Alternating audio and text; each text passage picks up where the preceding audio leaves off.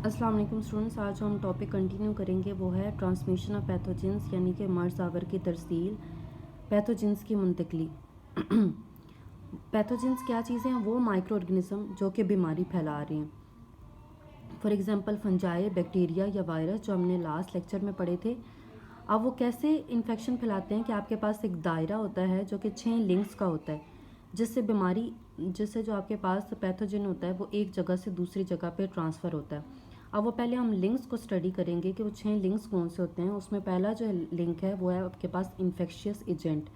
Infectious agent یعنی کہ وہی پیتھوجن جو کہ بیماری پھیلا رہا ہے، اس میں بیکٹیریا ہے، وائرس ہے اور آپ کے پاس فنجائی ہے۔ اب کون سے ہر قسم کے جو وائرس ہیں یا بیکٹیریا ہیں وہ بیماری نہیں پھیلاتے، یہ آپ نے پہلے اسٹڈی کیا ہے۔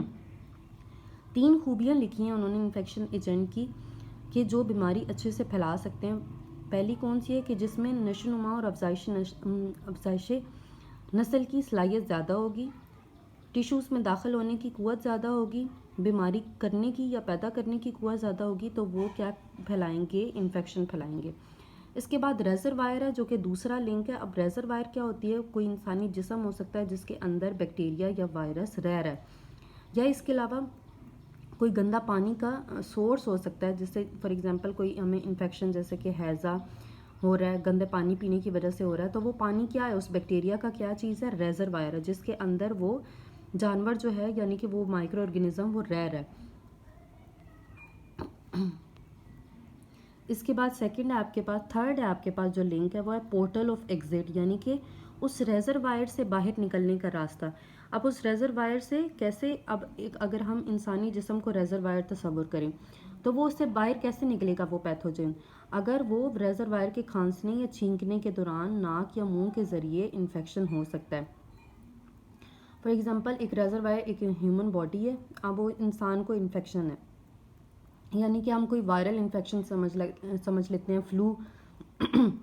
تو جب وہ انسان کھانسے گا یا چھینکے گا تو اس کی وجہ سے جو اس کے جسم سے، اس کے ناک اور منہ سے جو ڈراپس نکلیں گے اس کے ذریعے سے پھیلنے والا انفیکشن۔ تو اب وہ کیا ہے؟ باہر نکلنے کا راستہ۔ اس کے بعد اب وہ ٹرانسفر کیسے ہو رہا ہے؟ Mode of transmission. For example اگر کوئی انسان جس کو انفیکشن ہے وہ کسی جگہ پہ سیمپل دینے کے لیے جاتا ہے، کسی ہاسپٹل میں یا قریبی کسی بھی صحت کے مرکز میں، تو جو صحت مند کارکن ہے، جو صحت کا کارکن ہے، وہ اس کو ہاتھ لگا رہا ہے ڈائریکٹلی بغیر گلوز وغیرہ یوز کیے، تو وہ اس کے جسم میں ٹرانسفر ہو سکتا ہے۔ پورٹل آف انٹری، اب اس صحت مند انسان کے جسم میں وہ کیسے وہ جو پیتھوجن ہے وہ انٹر ہوتا ہے۔ سوری، جو پورٹل آف انٹری ہے یعنی کہ داخل ہونے کا راستہ کون سا ہو سکتا ہے؟ ناک، منہ، مقعد، وجائنا وغیرہ، یا جلد میں زخم وغیرہ سے انسانی جسم میں وہ آسانی سے داخل ہو سکتا ہے۔ سسیپٹیبل ہوسٹ کیا چیز ہوتی ہے؟ سسیپٹیبل ہوسٹ ہے جو انسان کا جسم جس کے اندر وہ بیکٹیریا یا وائرس رہ کے بیماری پیدا کرتا ہے۔ فار ایگزامپل آپ کے پاس افزائش نسل کرے، وہ ایجنٹ جو اس جسم کے اندر رہے، پھر افزائش نسل کرے اور وہ انفیکشن کرنے والا انفیکشس ایجنٹ کا مقابلہ نہ کر سکتا ہو، مطلب کہ وہ انسان کا جسم امیونٹی اس کی ویک ہے، قوت مدافعت کمزور ہے، تو وہ اس کا مقابلہ نہیں کر سکتا۔ اب یہ کیا ہے؟ آپ کے پاس لنکس ہیں، ٹھیک ہے، ایک سرکل بنا ہوا ہے اور جس میں ڈفرینٹ لنکس ہیں۔ ریزروائر رائٹ سائڈ پہ سب سے اوپر آپ کے پاس کیا ہے؟ انفیکشس ایجنٹ، پھر رائٹ سائڈ پہ ہے ریزروائر سے نکلنے کا راستہ، پھر منتقل ہونے کا طریقہ، پھر لیفٹ سائڈ پہ آپ کے پاس ہوسٹ میں داخل ہونے کا طریقہ، پھر اس کے بعد ہے آپ کے پاس سسیپٹیبل ہوسٹ۔ نیکسٹ ہے آپ کے پاس جو ٹاپک ہے وہ ہے نوزوکومیل انفیکشنز۔ نوزوکومیل انفیکشنز وہ انفیکشنز ہوتے ہیں جو کہ ایک انسان ہاسپٹل میں ایڈمٹ ہوا ہے پہلے کسی بیماری کی وجہ سے، پھر ہاسپٹل میں رہنے والے یا ادھر موجود جراثیموں کی وجہ سے اس کو کوئی اور انفیکشن ہو جاتا ہے، تو ہم اسے کیا کہتے ہیں؟ نوزوکومیل انفیکشن۔ نوزوکومیل انفیکشن ہسپتال سے لگنے والی انفیکشن ہے۔ ہوتے کب ہیں کہ اگر مریض داخل ہوا ہے تو اس کے بعد 48 گھنٹوں کے بعد اگر مریض ڈسچارج ہو رہا ہے تو 30 دن کے اندر جو اسے انفیکشن ہوں گے وہ ہم اسے کیا کہتے ہیں؟ نوزوکومیل انفیکشن۔ ان میں سے اگزامپل کون سی ہو سکتی ہے کہ یورینری ٹریک کا کوئی انفیکشن ہے، جیسے کہ آپ کے پاس UTI ہے، یورینری ٹریک انفیکشن یا نمونیا ہو گیا. تو یہ سارے کیا ہو گیا آپ کے پاس نوزوکومیل انفیکشن کی اگزامپل دی ہوئی ہیں.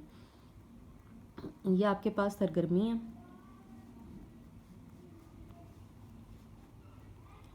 اب آپ کے پاس ہے کہ انفیکشن پھیلنے کے 5 راستے کون کون سے ہو سکتے ہیں. ٹھیک ہے, اب یہ جو مختلف راستے ہیں صرف ہم ریڈنگ کر رہے ہیں, اس میں اور کچھ بھی نہیں ہے. نوزوکومیل انفیکشن کے جو آپ کے پاس طریقے ہوتے ہیں وہ کون کون سے طریقے ہو سکتے ہیں؟ 2 طریقے جس سے وہ پھیلتا ہے. بلا واسطہ تعلق میں جراثیم انفیکٹڈ انسان سے صحت مند انسان یعنی کہ ہوسٹ میں کسی جسمانی تعلق کی وجہ سے پھیل سکتے ہیں. مثلا جب کوئی نرس اب مریض کا آپ کے پاس وہ اس کا ڈائریکشن چینج کر رہی ہے, بیڈ کے اوپر لیٹا ہوا ہے یا اسٹریچر کے اوپر ہے, تو وہ اس کا ڈائریکشن چینج کرے یا اس کو غسل دلوائے, تو یہ کیا ہے؟ بلا واسطہ تعلق ہے. اچھا, بال واسطہ تعلق کی وجہ سے مثلا انفیکٹڈ سامان کا استعمال, جیسے کہ آپ کے پاس سوئیاں, پٹیاں وغیرہ, دستانے وغیرہ ایک مریض کے بعد دوسرے پر استعمال کیے جاتے ہوں, تو تب جو نوزوکومیل انفیکشن ہے وہ پھیلتے ہیں. کیا راستے ہیں؟ 2 راستے ہیں نوزوکومیل انفیکشن کے ہونے کے طریقے ہیں. ایک, یا تو آپ نے اس کو ہاتھ وغیرہ لگایا ہے جو انفیکٹڈ پرسن ہے اس کو, ٹھیک ہے, یا اس کے جسم سے استعمال ہونے والی سوئیاں, سرنج وغیرہ جو ہیں وہ آپ نے کسی ہیلدی انسان کو لگائیں.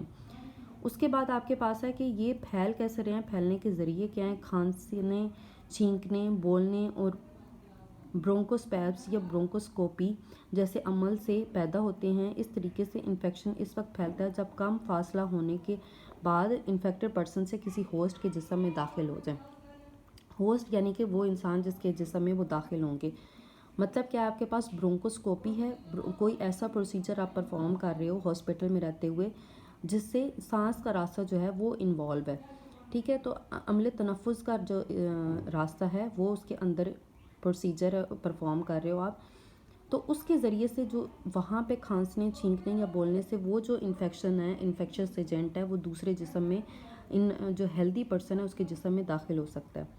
اس کے بعد ہے آپ کے پاس کہ جب انفیکشن پھیلتا ہے جب جراثیم سے بھرپور چھینٹے ہوا میں مٹی کے ذرات میں کافی دیر تک رہیں اور اسی کمرے میں موجود ہوسٹ کے جسم میں داخل ہو جائیں. اس طرح سے پھیلنے والے جراثیم میں مائکو بیکٹیریم ٹی بی کے ذرات ہوتے ہیں اور ہوا کے ذریعے وائرسز وغیرہ ہوتے ہیں. اس کے علاوہ کیا ہے کہ جراثیموں سے آلودہ خوراک, پانی, ادویات اور آلات وغیرہ شامل ہیں. مچھر, مکھی اور چوہے وغیرہ شامل ہیں. یہ جو مختلف آپ کے پاس دیے ہوئے ہیں, یہ جو کلیئر تبھی آپ کو ہوگا جب آپ اپنی بک کو سامنے رکھتے ہوئے اس کی ریڈنگ کرو گے. اب انفیکشن کے عوامل کون کون سے ہوتے ہیں؟ نوزوکومیل انفیکشن کے پھیلنے کے عوامل درج ذیل ہیں.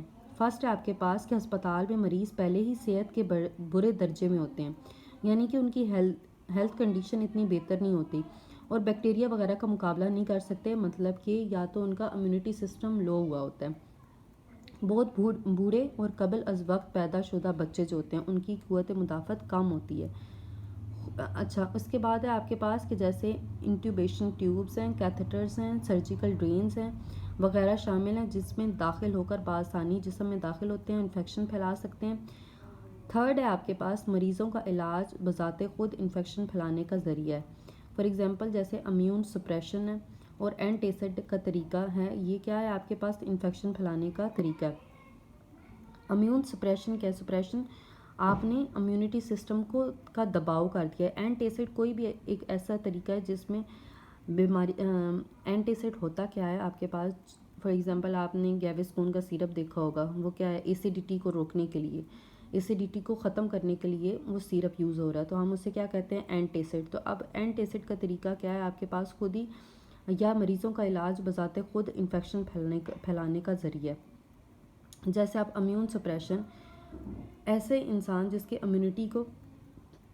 امیونٹی سے ریلیٹڈ اس کو کوئی بیماری ہے تو اس کا علاج کر رہے ہیں, تو وہ اس کا علاج ہی اس انفیکشن کو یعنی کہ نوزوکومیل انفیکشن کو پھیلانے کا سبب بن سکتا ہے.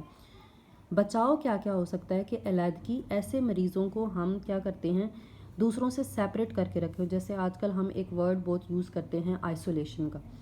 ہسپتالوں میں عام طریقوں سے جراثیموں کے پھیلاؤ کو روکنے کے لیے علیحدگی کی احتیاطی تدابیر اپنائی جاتی ہیں. چونکہ جراثیم کے ایجنٹ اور ہوسٹ کو روکنا بہت مشکل ہوتا ہے, اس لیے جراثیم کا پھیلاؤ مریضوں کی نقل و حمل کو روک کر کم کیا جا سکتا ہے.